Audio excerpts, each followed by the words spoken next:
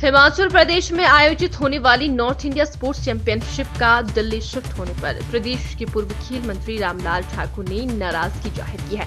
रामलाल ठाकुर का कहना है कि नॉर्थ इंडिया स्पोर्ट्स चैंपियनशिप का आयोजन हिमाचल प्रदेश के बिलासपुर, सोलन व धर्मशाला में होना था, मगर खेल विभाग के एडिशनल डायरेक्टर द्वारा खेल एसोसिएशन व आयोजकों से खेल मैदान व उपकरणों का किराया मांगा गया, जो कि सरासर गलत है। उनकी इस वजह से नॉर्थ इंडिया स्पोर्ट्स चैंपियनशिप का आयोजन अब दिल्ली में होगा। वहीं रामलाल ठाकुर ने कहा कि खेल विभाग खेलों को बढ़ावा देने के लिए साई की मदद से आधारभूत संरचना तैयार करता है। पूर्व वीरभद्र सिंह की कांग्रेस सरकार में इन खेलों मैदानों व उपकरण का इस्तेमाल खिलाड़ियों को आगे बढ़ाने के लिए किया जाता था, मगर वर्तमान समय में खिलाड़ियों का ट्रायल लेने के लिए भी खेल विभाग मैदान से लेकर उपकरणों के लिए 10,000 रुपए किराया वसूल रहा है। वह खेल प्रतियोगिता में आयोजन के लिए भी पैसा वसूलने में लगा हुआ है, जिसका नतीजा है कि नॉर्थ लेवल की स्पोर्ट्स चैंपियनशिप का दिल्ली शिफ्ट हो जाना। हिमाचल प्रदेश में साई के हॉस्टलों का खुलना, 2 स्पोर्ट्स हॉस्टलों का खुलना और जो इंफ्रास्ट्रक्चर हिमाचल प्रदेश में बना वो साई की मदद से बना है। आज की तारीख में अगर मान लो ये जो एमेच्योर हमारी एसोसिएशंस हैं उनकी कोई इनकम नहीं होती, ये कोई क्रिकेट कंट्रोल बोर्ड की तरह नहीं है। अगर मान लो जो इंफ्रास्ट्रक्चर बनाया हिमाचल प्रदेश में हर जिला मुख्यालय में बना है, आज अगर मान लो बच्चों को अगर मान लो ट्रायल लेने हैं तो बिलासपुर में ट्रायल हुआ तो उस स्टेडियम का 10,000 रुपये किराया लिया स्पोर्ट्स डिपार्टमेंट ने। अभी नॉर्थ इंडिया जो है वो यहाँ पे चैम्पियनशिप होनी थी जो बिलासपुर में, सोलन में और धर्मशाला में होनी थी, लेकिन कोई एडिशनल डायरेक्टर स्पोर्ट्स है, उन्होंने कहा कि इसका किराया देना पड़ेगा, यहाँ तक कि जो इक्विपमेंट्स हैं उनका भी किराया देना पड़ेगा। ये मैं कहना चाहूँगा ये अन्याय है।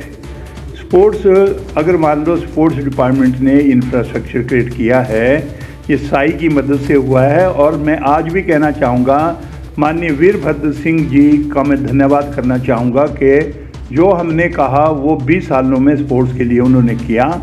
और आज की तारीख में क्या समय आ गया कि अगर बच्चों के ट्रायल होने हैं तो 10,000 रुपये किराया दो। और अगर मान लो नॉर्थ इंडिया चैम्पियनशिप यहाँ को मिली थी, जो क्योंकि स्पोर्ट्स की हमारी जो एथलेटिक्स एसोसिएशन है इसके पास पैसा नहीं है, ये एमेच्योर है, ये एमेच्योर एसोसिएशनें हैं, ये कोई क्रिकेट कंट्रोल बोर्ड की तरह नहीं है। अगर मान लो अब गवर्नमेंट उनसे पैसा मांगना शुरू करेगी, उसका रिजल्ट ये निकला कि जो हिमाचल प्रदेश में नॉर्थ इंडिया की जो चैम्पियनशिप होनी थी वो हिमाचल प्रदेश से छलांग मार के दिल्ली में चली गई, वो दिल्ली में हो गई। वो है जबड़ी के बारे में कि ये कभी मैं कहना चाहूँगा 1990-92 के बीच में मैंने यहाँ पे रूरल स्पोर्ट्स के लिए, युवा सेवाओं के लिए एक इंफ्रास्ट्रक्चर बनाया था जिस पे 75 लाख रुपए खर्च हुए थे।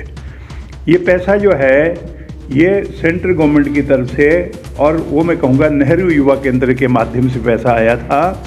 ज़मीन जो है वो सरकार के नाम से है और काश्तकार के खाने में जो है वो स्पोर्ट्स डिपार्टमेंट है। और जो बिल्डिंग बनी वो हमारी नेहरू युवा केंद्र की बिल्डिंग बनी। मुझे हैरानी इस बात की है कि इतना पैसा खर्च करके 1990 में 75 लाख रुपए मैंने खर्च किया था, जाबड़ी में वो बनाया था। और आज की तारीख में जब देखा गया तो उसमें क्या किया हुआ है कि 20 लाख रुपए तो रिपेयर के ऊपर खर्च हो गया।